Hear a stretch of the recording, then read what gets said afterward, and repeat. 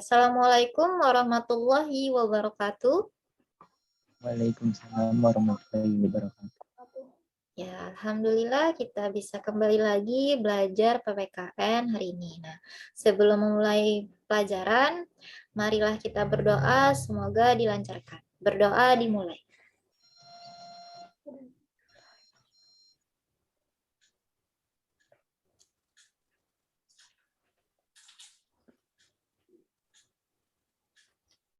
Oke, berdoa selesai. Nah, hari ini kita diskusi tentang hak dan kewajiban warga negara dalam nilai instrumental sila-sila Pancasila. Nah, Pancasila itu ada berapa sila? Lima. Ya, 5 ya. Nah, kemudian apa itu nilai instrumental? Nah, saya minta tolong Fadil, tolong bacakan tentang ini, makna dan perwujudan yang ini, semuanya ini. Hak dan kewajiban warga negara dalam nilai instrumental sila-sila Pancasila. Makna nilai instrumental sila-sila Pancasila. Penjabaran dari nilai-nilai dasar yang terkandung dalam Pancasila. Perwujudan nilai instrumental sila-sila Pancasila. UUD NRI tahun 1945. Oke, terima kasih Fadil. Nah, jadi pengertian atau makna nilai instrumental Pancasila itu adalah penjabaran dari nilai-nilai dasar yang terkandung dalam Pancasila. Nah, salah satu perwujudannya itu adalah di dalam Undang-Undang Dasar. Nah, ini kita akan menganalisis hak dan kewajiban dalam beberapa Undang-Undang Dasar, dalam beberapa pasal yang sudah Ustazah siapkan. Nah, kemudian nanti kita baca pasalnya, kita telaah, kemudian kita cari apa perwujudan hak dan kewajibannya dalam dunia nyata. Nah, untuk yang A ini Ustazah minta bacakan Dena. Tolong bacakan ini yang hak atas kewarganegaraan, kemudian pasalnya ini. Oke. A. Hak atas kewarganegaraan pasal 26 ayat 1 dan 2. Yang menjadi warga negara ialah orang-orang bangsa Indonesia asli dan orang-orang bangsa lain yang disahkan dengan undang-undang sebagai warga negara. Adapun yang menjadi penduduk Indonesia ialah warga negara Indonesia dan orang-orang asing yang bertempat tinggal di Indonesia. Oke, terima kasih Dena. Nah, di pasal 26 ayat 1 dan 2 ini menjelaskan tentang hak warga negara.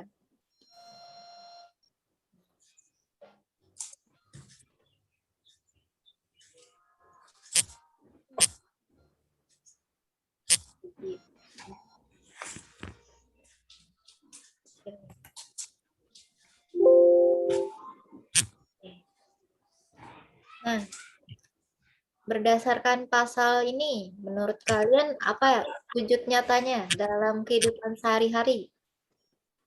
Wujud nyata dari pasal 26 ayat 1 dan 2 ini. Dena dan Fadil, warga negara mana? Warga negara Indonesia. Indonesia ya, berarti Dena dan Fadil berhak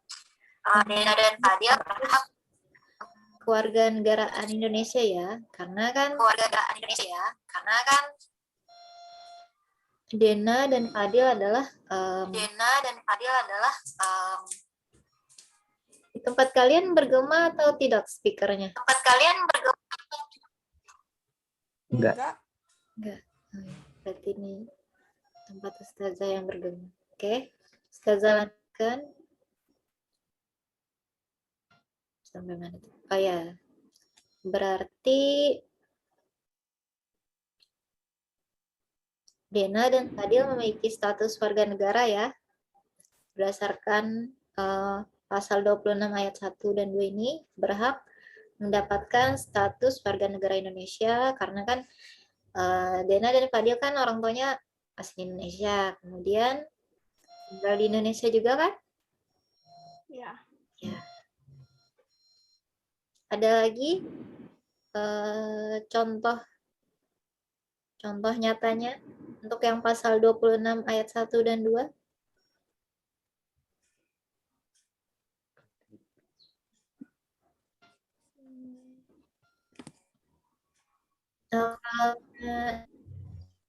Misalnya ada orang Turki tinggal di Indonesia.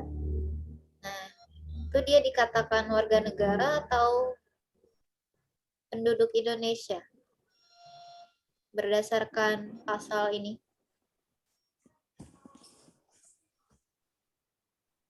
Orang Turki tadi disebut warga negara atau penduduk? Penduduk. Ya, penduduk ya, sesuai definisinya. Orang asing yang tinggal di Indonesia itu namanya penduduk.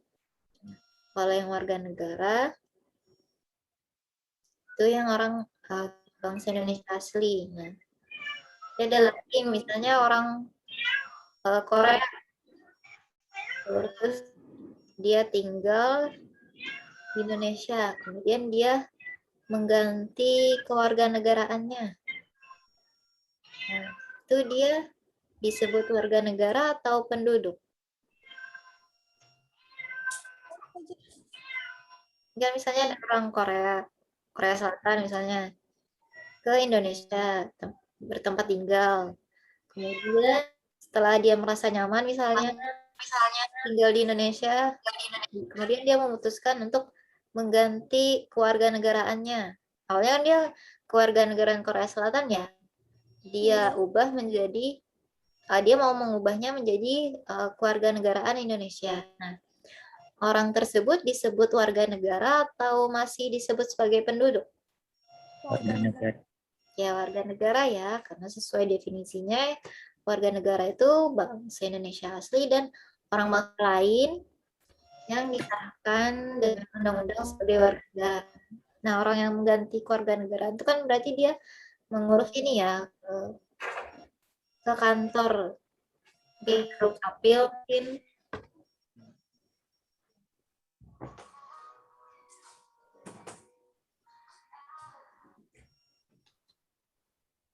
Nah, untuk yang pasal 26 ayat 1 dan 2 ini ada yang ditanyakan? Nggak ada. Nggak ada. Begitu Ustazah yang nanya. Berarti pada pasal 26 ayat 1 dan 2 ini apa saja haknya?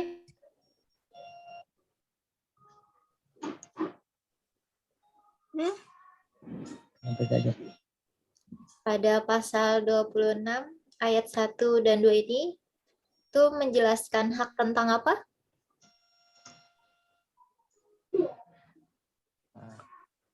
Ini ada nih di atas nih. Warga negara. Ya, kewarganegaraannya. Dia punya hak untuk jadi warga negara atau jadi penduduk.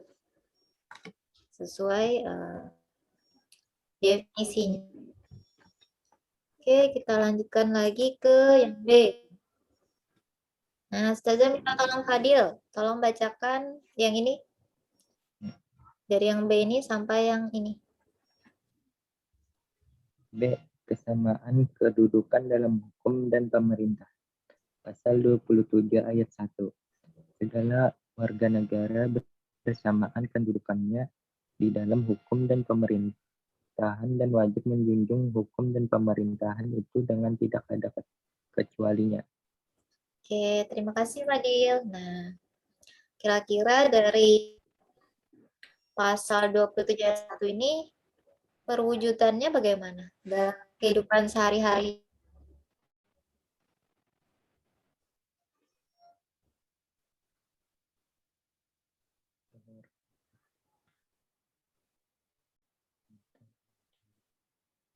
Bagaimana Dena dan Fadil? Menjunjung tuh kayak menaati gitu kata aja. Ya, menjunjung tuh ya bisa kayak menghormati hukum, bisa juga kayak berarti tidak boleh meremehkan gitu.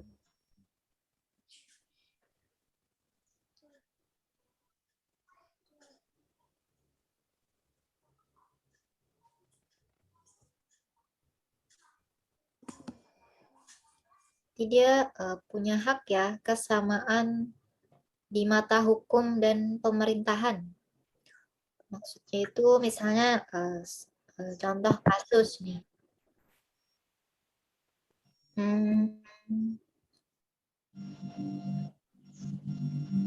apa ya? Contohnya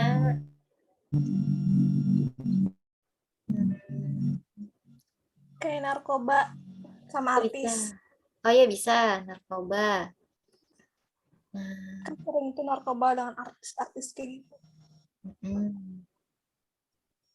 Ya mungkin Dena mau menambahkan lagi, kira-kira bagaimana kalau yang penanganan hukum terhadap kasus narkoba ini? Apa ya?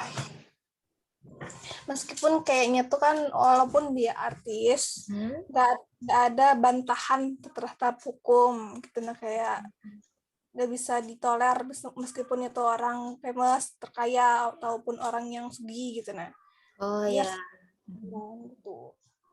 ya betul. Jadi meskipun dia orang terkenal, tadi kata Dena, orang terpandang mungkin memiliki kekuasaan misalnya, tapi kalau dia bersalah, maka harus tetap diadili sesuai kejahatan yang dia lakukan tadi. Contohnya tadi kayak narkoba tadi ya. Ya, narkoba sama Nah, itu. artis. Nah, kalau yang kewajiban ini, kewajiban menjunjung hukum dan pemerintahan, ini kayaknya sangat berhubungan langsung dengan ini ya, tugas hakim, kemudian jaksa, pengacara.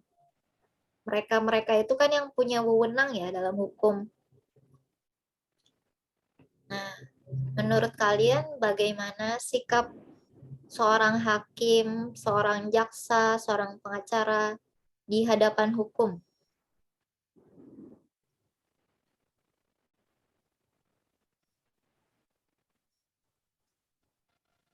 Yang seharusnya dilakukan kewajiban kewajiban hakim itu apa? Menurut Dena dan Fadil, tugas utamanya hakim biasanya ada ya di berita-berita ada. Kalau ada kejahatan, uh, ada sidang pengadilan itu kan ada hakimnya ya. Nah, di situ hakimnya berwenang untuk apa? Ini yang biasanya ketok palu. Apa itu namanya? Mamu?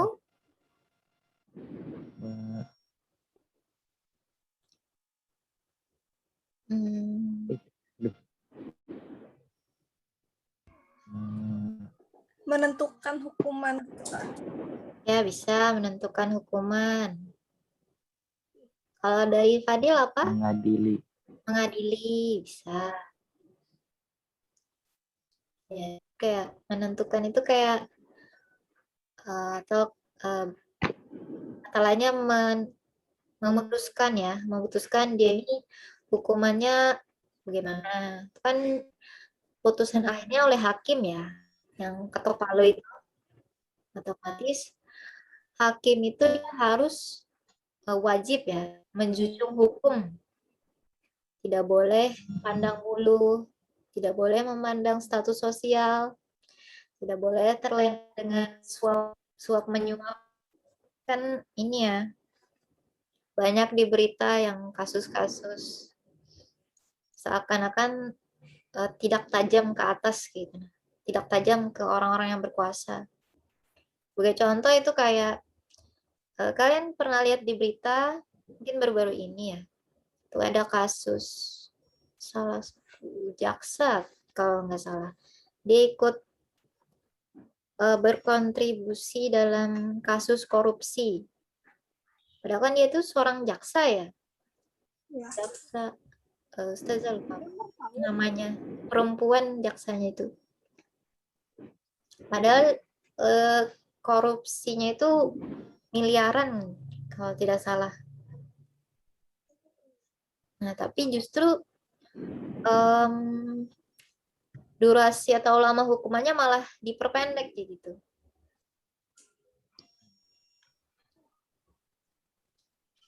Seharusnya kan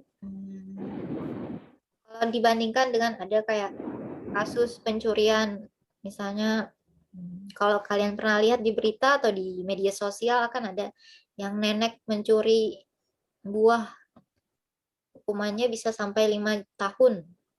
Nah, kalau kita bandingkan tadi yang contoh jaksa tadi mengalami melakukan tindakan korupsi.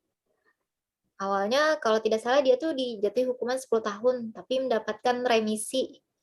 Kalau tidak salah kalau 3 tahun atau 4 tahun gitu jadinya. Nah, itu kan berarti terjadi ketimpangan hukum. Gitu. Nah, menurut kalian hakimnya itu bagaimana terhadap kewajibannya? Melalaikan atau melaksanakan? Melaksanakan atau melalaikan? Melalaikan.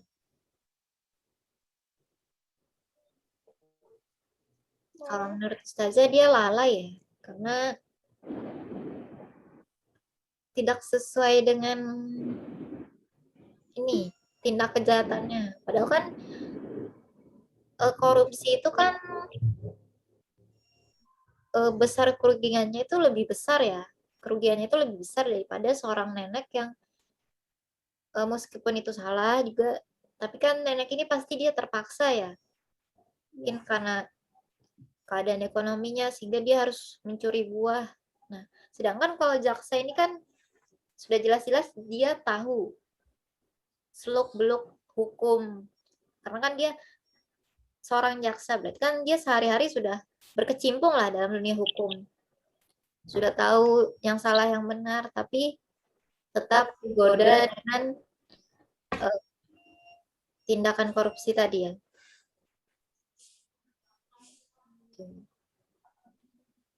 Nah, berarti seharusnya seorang apa istilahnya? Orang-orang yang memiliki wewenang dalam kebijakan hukum, bagaimana seharusnya mereka bertindak? Menurut Fadil dan Dena bagaimana? Harus diadili. Ya, harus diadili ya sesuai kejahatannya. Ya. Oke, kita lanjut lagi ke yang C. Jadi yang B, Ustazah minta bacakan siapa ya? Ada terakhir. Tadi. Ustazah lupa. Yang B tadi siapa yang bacakan? Belum. Oh, berarti yang C ini Ustazah minta tolong Dena ya. Oke. Ya. Ya, hak atas pekerjaan dan penghidupan yang layak bagi kemanusiaan. Pasal 27 ayat 2. Tiap-tiap warga negara berhak atas pekerjaan dan penghidupan yang layak bagi kemanusiaan. Oke, terima kasih Dena. Nah, kira-kira wujud nyatanya bagaimana? Ikan berhubungan dengan hak atas memperoleh pekerjaan. Kira-kira wujud nyatanya bagaimana?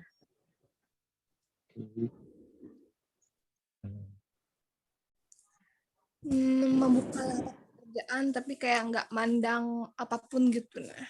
Oh ya betul, tidak memandang ini ya. Misalnya korelasi, koneksi ya istilahnya itu. Ya koneksi dalamnya gitu. Ya, betul. orang dalamnya gitu. ada hubungan atau koneksi dengan misalnya melamar apa ya di suatu badan atau lembaga atau perusahaan ya, itu penentuan penerimaan pegawainya itu murni berdasarkan misalnya hasil tes, misalnya tes tertulisnya atau hasil tes wawancaranya tanpa memandang ini apa dia keluarga siapa, dia Disogok atau apa gitu. Biasanya disogok, Bang. biasanya disogok. Itu yang berbahaya karena menodai hak untuk memperoleh pekerjaan ya. Apalagi kira-kira selain harus berlaku ini ya, tidak memandang status sosialnya dalam kerja.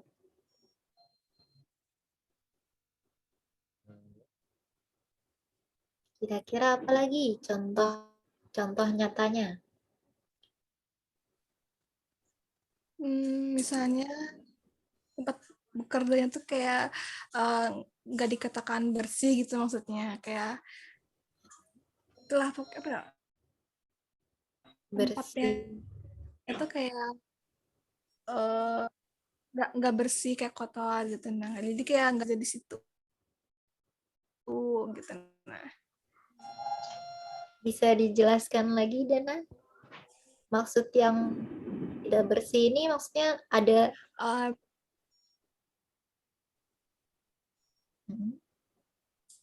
maksudnya gini ya, apa ya, itu kayak bekerja tapi bekerjanya tuh kayak nggak di tempat yang layak, maksudnya kayak tempatnya di, maksudnya nggak kotor ya, kotor tapi nggak kotor banget gitu. Nah, kayak beda sama pekerjaan orang lain gitu. Nah, tempat kerjanya ya kan kayak dibedakan loh, kan tempat bersih, tempat kotor, kayak dibedakan gitu. Nah, dan hanya kan harus sama loh, bersih bersih gitu. maksudnya kotor bersih ini dalam konteks apa? Tempat kerjanya. Biasanya orang kayak gitu sering saja. Oh Misalnya ya, kan kamu ini harus bekerja di sini. Itu kan sedangkan kerja tempat kerjanya tuh kayak kotor ini, sedangkan yang orang lain tempatnya tuh bersih, bagus gitu. Nah, koneksinya bagus, kayak dibedakan tempatnya tuh. Nah, kan tuh nggak layak loh, lagi nggak adil gitu. Nah, oh ya betul ya, ya. Berarti dia tuh kayak diberi pekerjaan yang tidak hak bekerjanya itu yang tidak diberikan dengan layak lah istilahnya. ya benar, nggak setara sama yang lain gitu. Nah, Kayak kenapa aja gitu, oh, sedangkan yang lain aja gitu. misalnya kayak gini ya, misalnya ada 2 pegawai, satunya dia tuh bekerjanya ini aja misalnya jadi sekretaris misalnya. Di kantor bersih gitu, sedangkan yang lain kayak gaya di tempat kotor gitu loh. Kayak disuruh ke lapangan gitu ya, macam-macam tugasnya misalnya. Padahal kan tugas utamanya misalnya cuma sebagai sekretaris saja misalnya. Ya, kayak Ternyata beda. disuruh macam-macam. Ya, Itu kan kalau gajinya sesuai ya apa saja ya kalnya. Tapi yang menjadi problem, menjadi masalah kalau dia tidak digaji, udah kalau setara dia dengan kerjaannya. apa tadi kata Dena? Ada setara sama pekerjaannya, Oh ya, penghasilan. padahal dia kerjanya ini ya banyak ya, tapi setelah gajian tidak sesuai dengan apa yang sudah dia lakukan ya, kayak kurang lah. Setara.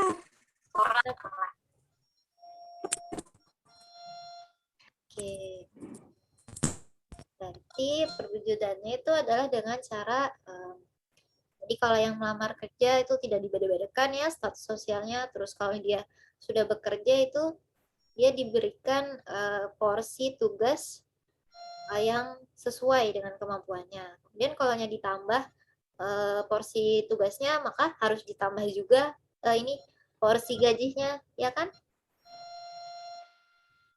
Oke. Kita lanjutkan ke yang D. Yang D ini Raza minta tolong Fadil, tolong bacakan. D. Hak dan kewajiban bela negara. Pasal 27 ayat 3.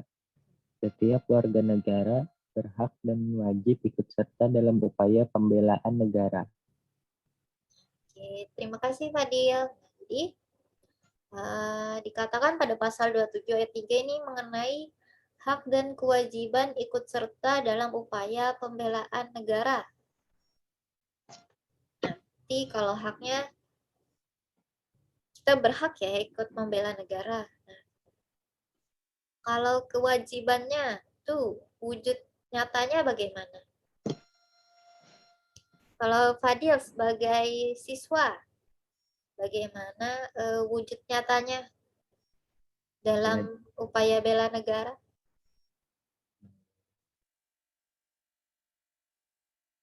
Belajar. Bagaimana Fadil?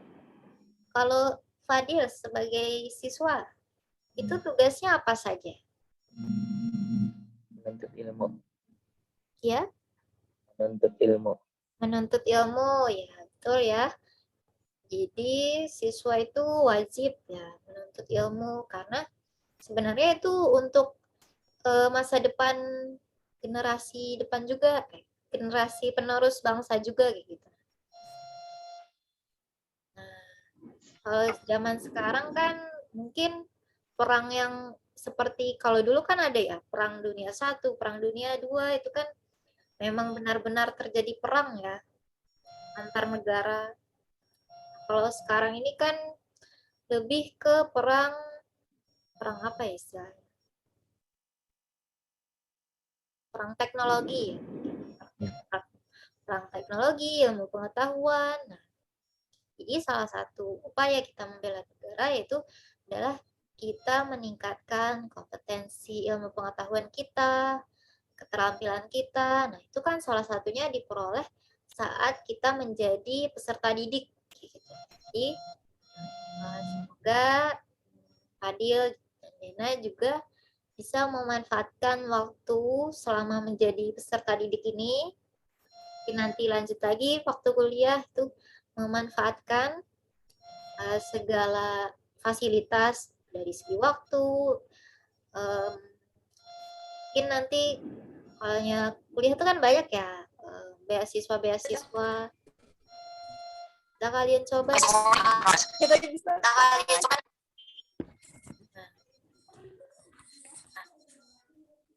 tadi? Oh ya. Intinya kalian sebagai siswa atau peserta didik dalam mewujudkan kewajiban bela negara ini adalah dengan ilmu untuk persiapan masa depan kalian. Ada lagi yang mau menambahkan? Untuk yang hak dan kewajiban bela negara ini? Silakan Fadil dan Dena.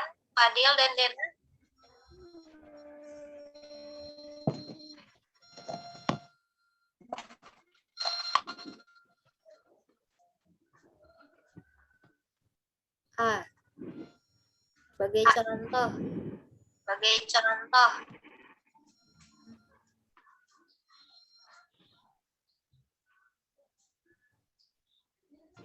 Segala produk yang kita pakai ini rata-rata dari luar negeri ya. Dari HP, komputer, dan alat-alat elektronik di sekitar kita yang ada di rumah. Kira-kira ada nggak yang dari buatan Indonesia? Nggak tahu sih. Karena bingung bedain. Kebanyakan ini ya Kayaknya ada deh. dari Cina, dari Jepang. Pokoknya kebanyakan dari luar negeri ya. Korea. Ya.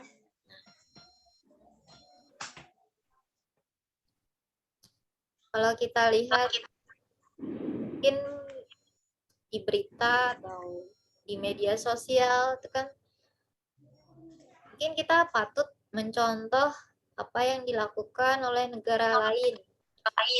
Dia sangat mengapresiasi dengan hasil karya warga negaranya. Sebagai contoh Samsung. Samsung itu dari mana? Korea. Korea ya. Iya. Terus, nah, kalau kalian pernah baca di buku mungkin, nah, orang Korea, orang Jepang itu mereka tidak mau. Sebagian besar mereka itu lebih menggunakan produk hasil karya warga negaranya sendiri. Contohnya kayak Samsung, LG itu dari Korea. Itu orang Korea. Sebagian besar itu menggunakan produk mereka sendiri. Biar segitu dulu. Kenapa dia? Yang ada di buku belum pernah baca. Oh ya. Sendiri. Apa yang Dena baca? Infonya tentang apa?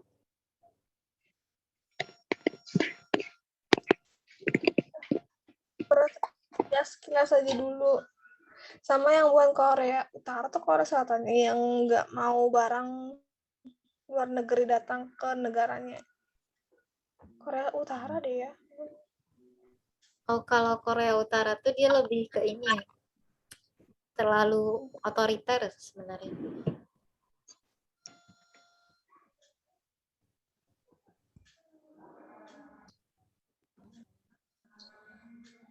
Contoh lain lagi kalau yang di Jepang.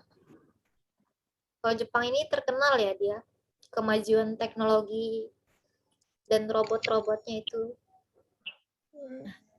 Sedangkan kan Indonesia ini masih di tahap sebagai konsumer, pengguna, belum sebagai produsen atau penghasil. Semoga kedepannya generasi mendatang bisa menghasilkan hasil karya yang bisa kita banggakan gitu. Oh, ini produk Indonesia gitu. Dan tidak kalah saing dengan negara-negara lain. Nah itu jadi itu bisa dikatakan sebagai salah satu upaya kita dalam bela negara. Karena kan sekarang ini bukan zamannya perang lagi, perang yang benar-benaran kayak luka-lukaan itu kan, bom-bom itu kan bukan begitu lagi, tapi lebih ke perang teknologi dan ilmu pengetahuan. Oleh karena itu, kalau bisa kita menuntut ilmu sebanyak-banyaknya, setinggi-tingginya, agar punya bekal. Lagi nih, apa istilahnya tuh?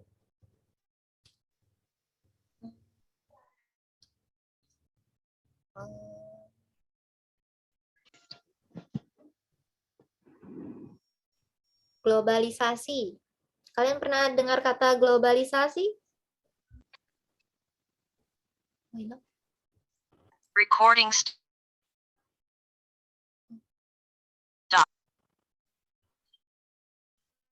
Recording in progress. Mohon maaf, tadi ada gangguan jaringan.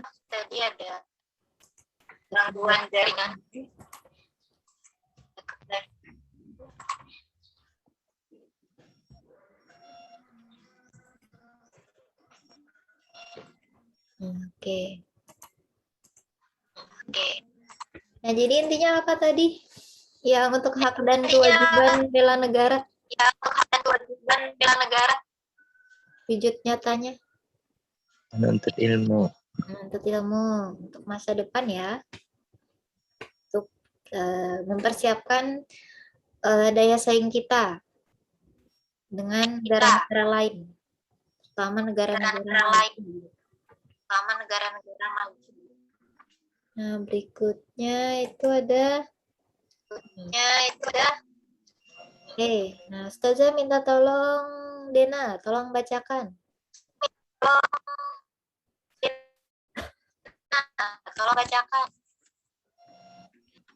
Kemerdekaan berserikat dan berkumpul. Pasal 28 menetapkan hak warga negara untuk berserikat dan berkumpul serta mengeluarkan pikiran secara lisan maupun tulisan dan sebagainya. Oke, terima kasih Dena. Nah, kira-kira perwujudannya bagaimana dalam kehidupan sehari-hari? Syaparah. Ya, Fadil? Musyawarah. Ya, musyawarah. Musyawarah ini Pemilu. biasanya pemilu bisa. Ada lagi?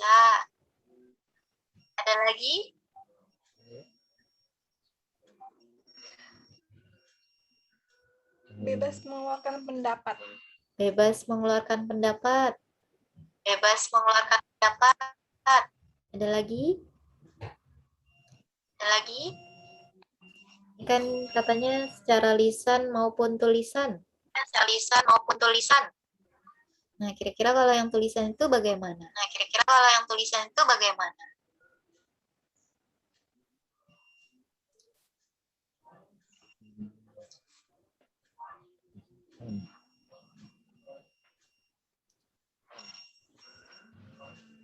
Kalian pernah buka Google cari kayak artikel-artikel ini tuh kan biasanya ada ya kayak artikel opini. Opini itu kan pendapat. Nah, berarti kan melalui artikel opini itu dia mengungkapkan pemikirannya secara terbuka. Jadi ada yang menyebutkan ini ya, musyawarah dalam rapat biasanya. Nah, itu biasanya dalam rapat itu seharusnya bagaimana para anggota rapatnya?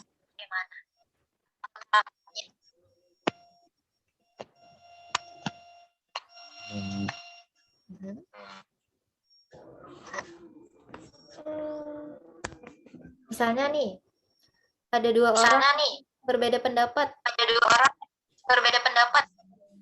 Nah, itu bagaimana sikap kita?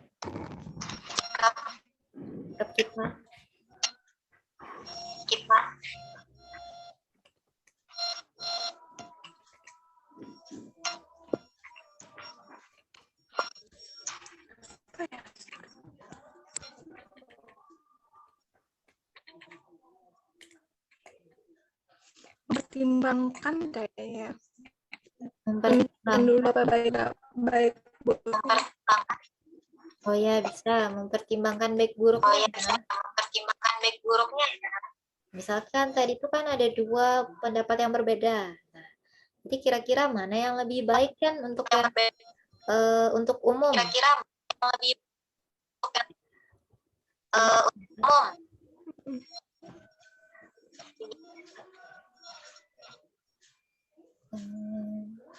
Kita lanjutkan lagi ke yang F.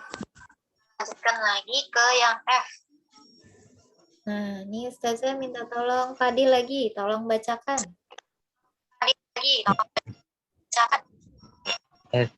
Kemerdekaan memeluk agama. Pasal 29 ayat 1. Negara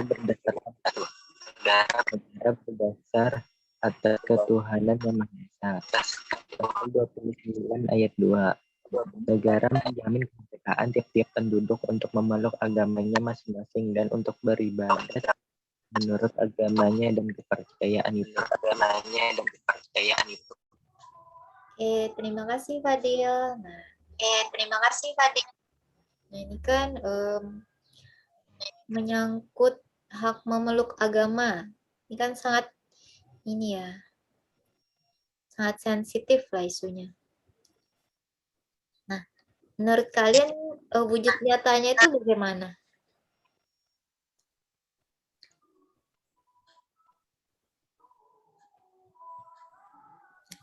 Ini kan Dena Fadil Islam ya agamanya. Nah, kira-kira selama ini apakah ada pernah merasakan keterpaksaan mungkin? Atau ada yang memaksa, kamu pindah aja ke agama ini? Nggak ada sih. Nggak ada. Iya, karena sudah ada pasalnya ya. Di pasal 29 ayat 2 ini, negara menjamin kemerdekaan tiap-tiap penduduk untuk memeluk agamanya masing-masing menurut kepercayaannya. Kalau kewajibannya kira-kira apa? Perwujudan kewajibannya. Kira-kira kalau kita berbeda keyakinan dengan orang lain, apakah kita boleh memaksakan keyakinan kita ke mereka? Ya enggak ya. Nah, berarti kewajiban kita adalah menghargai perbedaan keyakinan.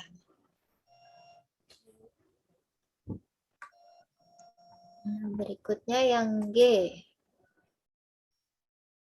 Tadi Fadil ya. Nah, berikutnya Dena lagi. Silakan Dena. Yang G, hak mendapat pendidikan. Pasal 31 ayat 1. Setiap warga negara berhak mendapat pendidikan. Pasal 31 ayat 2. Setiap warga negara wajib mengikuti pendidikan dasar dan pemerintah wajib membiayainya. Oke. Contoh wujud nyatanya bagaimana? Kalau yang hak mendapat pendidikan ini?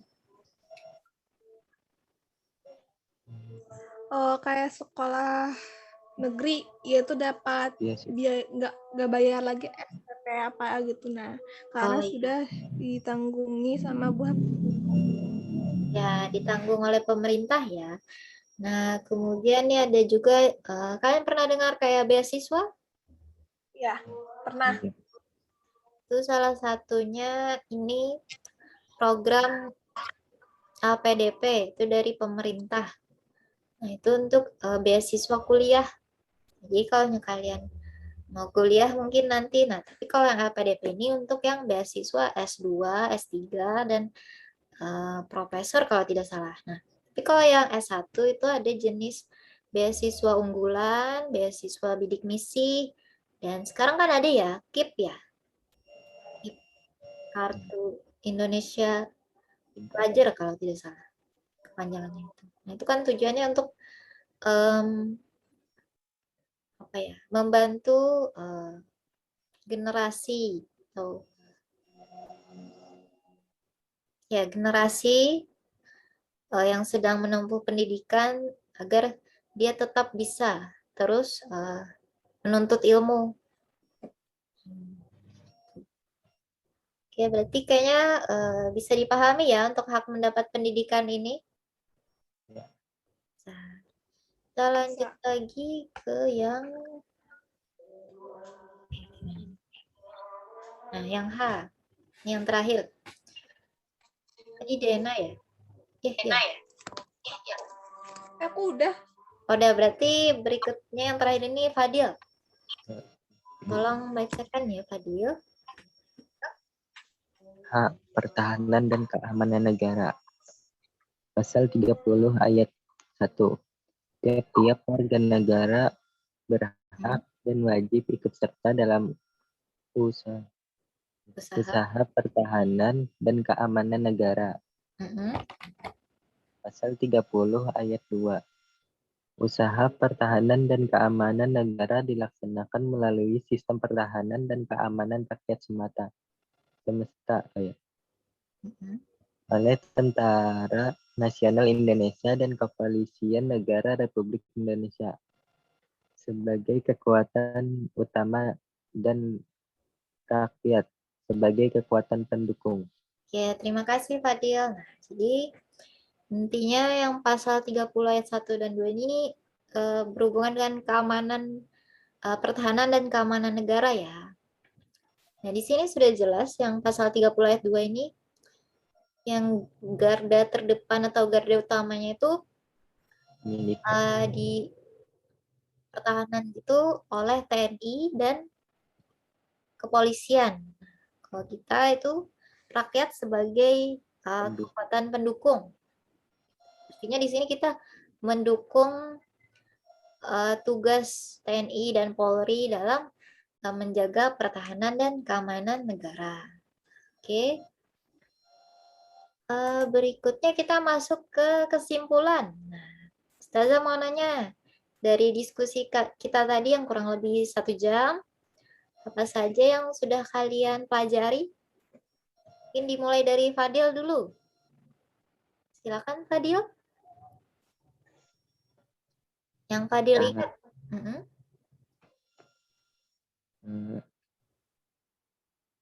Itu namanya tentang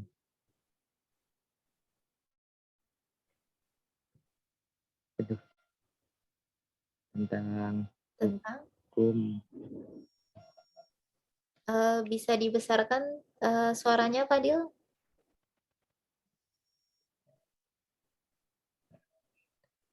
Tentang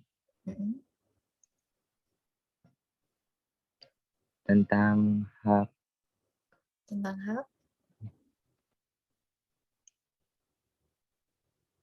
Yang Fadil ingat tadi hak apa saja? dan hak itu namanya pendidikan. Pendidikan, Itu hukum hukum, keagamaan keagamaan, itu apa gitu namanya pekerjaan. pekerjaan. Oke. Kalau dari Dena,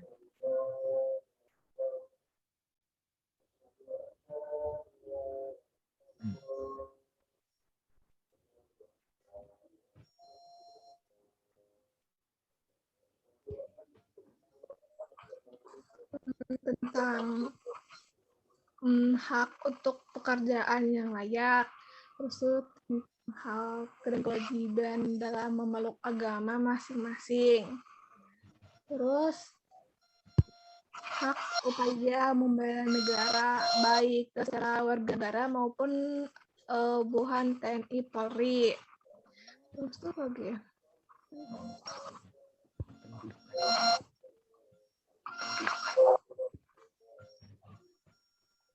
Itu aja sih yang mau ingat tadi.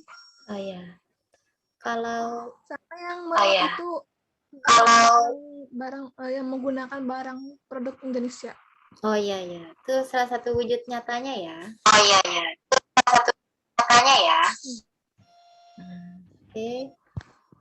Kita sudah menyimpulkan tadi ada macam-macam ya, hak-hak dan kewajiban berdasarkan pasal-pasalnya. Nah, berikutnya tugas ya. Nah, tugasnya ini, tadi kan kita sudah membahas ya tentang hak dan kewajiban, perwujudan hak dan kewajiban berdasarkan pasal-pasal yang sudah kalian bacakan tadi. Nah, itu tolong tuliskan kembali di buku kalian perwujudannya. Nah, kemudian tambahkan lagi contoh-contoh lainnya. Misalnya sebagai contoh ini yang mana ya? Nah, misalnya yang ini. Hak mendapatkan pendidikan. Tadi itu kan ada menyebut, kalau Dena tadi menyebutkan kalau yang sekolah negeri bebas ya biayanya.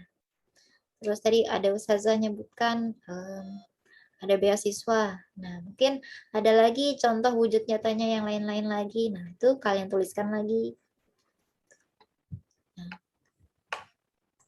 untuk tugasnya ini ada yang ditanyakan?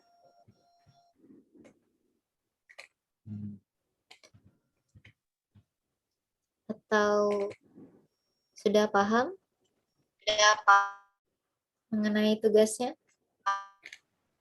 mengenai